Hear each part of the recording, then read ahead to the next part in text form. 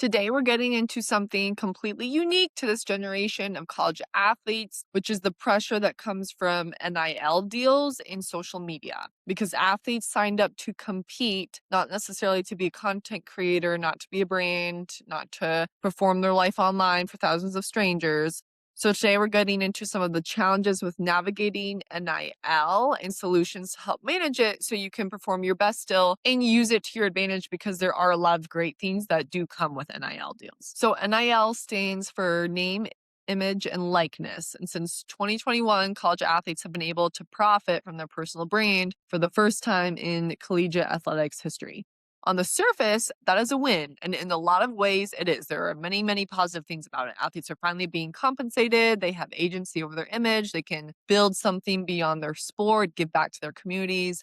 But what nobody fully prepared athletes for was the mental load that it can come with. Because now you're not just an athlete, you're a student, a teammate, and increasingly you're expected to be a public figure with a following, an aesthetic, and a posting schedule, and a brain partnership strategy. That is a lot. And for a lot of college athletes, that pressure is quietly affecting their performance in ways they might not even realize. So, the first thing I want to make athletes aware of is the social media usage, because this is the primary vehicle for NIL. And it's one of the most psychologically destabilizing tools an athlete can spend time on.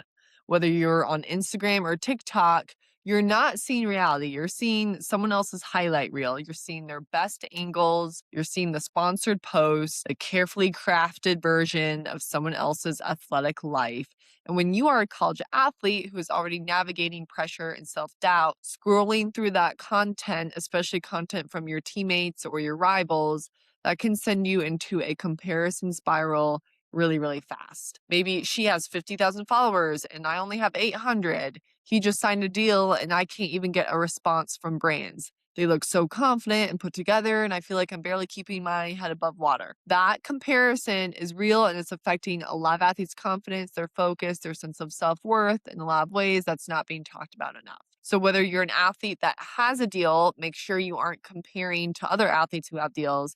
And maybe you're an athlete who doesn't have a deal. Please be aware that those posts are professionally made and it's very, very unfair to compare yourself to them.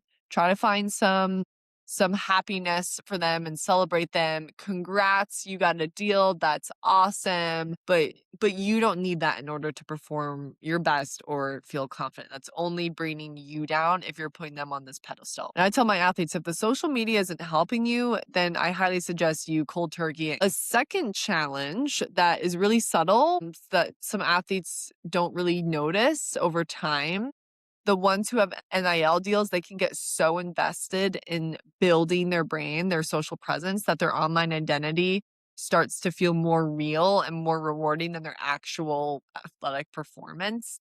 The likes are immediate, the comments are really validating, the follower count goes up, and your brain gets that little hit of dopamine every time you pick up your phone versus practice, which is hard, it's unglamorous, it's full of failure, it doesn't really give you that instant feedback.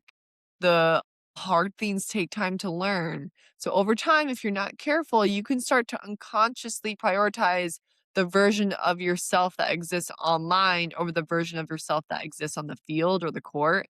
And that is a generally dangerous place to be as a competitor. Your brand is built on your performance, not the other way around. The athletes with the most powerful, lasting NIL presence are the ones who are exceptional at what they do first, and then they let the brand follow from that. They stay focused on who they are, their character, how they're showing up every single day, not necessarily playing for the highlight reel or playing to impress other people. Social media rewards the appearance of having it all together. So when you're going through a hard stretch, maybe you're in a performance slump, an injury, maybe just a rough mental stretch, there's enormous pressure to keep posting like everything is fine.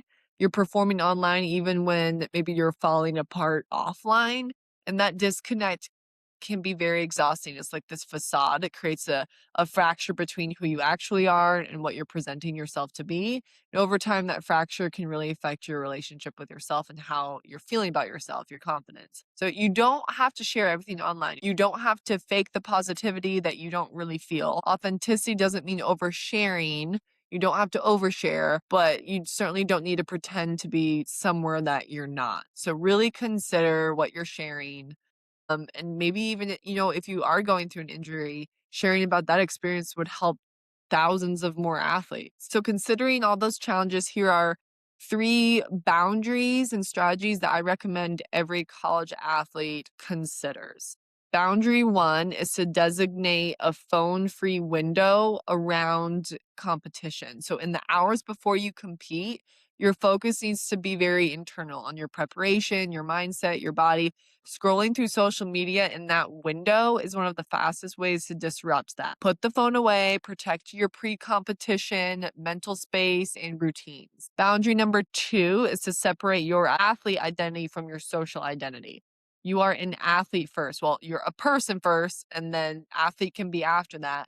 Your value as a competitor is not determined by your follower count, your engagement rate, or how many brand deals that you have. Those things can be part of your life, but do not let them measure your worth. The responses to adversities, your resilience, how you're treating your teammates, how you're showing up every day, your grit, competitiveness, those things can be really great measures of the kind of athlete that you are. Boundary number 3 is define your why for NIL and stay really honest about it. Are you pursuing NIL for the financial opportunity? Maybe to build a platform for something that you really care about, to create visibility for your sport. All of those are legitimate, but if you're pursuing it because you feel pressure to keep up with teammates or because your identity feels shaky and you're hoping followers will fix it, that's worth examining and talking to someone about. NIL built on a shaky foundation will just amplify the shakiness. It will not solve. So overall, NIL